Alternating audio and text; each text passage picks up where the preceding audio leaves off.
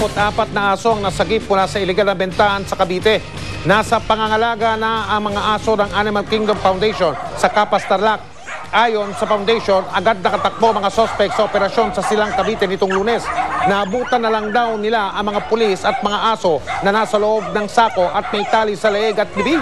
Isang asong araw ang namatay matapos kapusin ang hininga. Tinutugis na mga sospek na naharap ngayon sa kasong paglabag sa batas na Animal Welfare Act. Meron po tayong balita mula sa lalawigan ng Sarangani. Kakaiba ang isang liga ng basketball doon dahil ang mga manlalaro, mga bading. Ito po sila mga kapuso, nagpapasiklaban sa basketball court. Ang magkalaban ay ang koponan ng Isla Puting Bato ng General Santos at Laista Cawas ng Alabel. Bawat manlalaro ay palaban sa pag-agaw at sa pag-shoot sa bola. Sa huli, nagwagi ang Laista Cawas. Bahagi yan ng pagdiriwang ng kasadyaan sa bayan ng Alabel.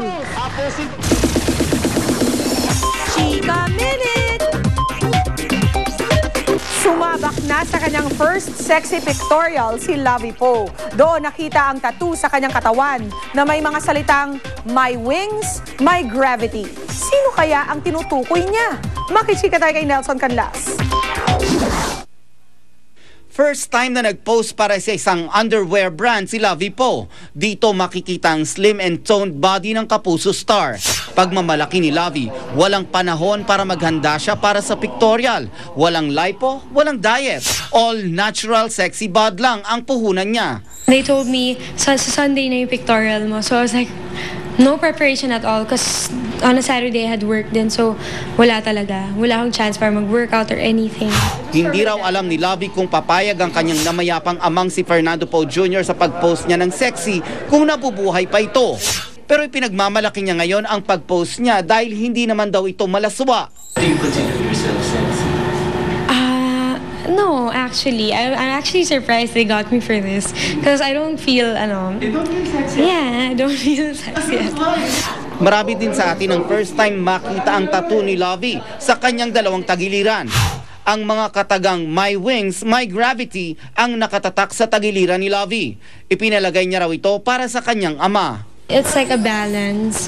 Na he makes me fly but pulls me back to the ground. So you had a tattoo for your dad? Yes, for my dad. I got it ng death anniversary niya. Nelson Canlas updated sa Showbiz Happenings.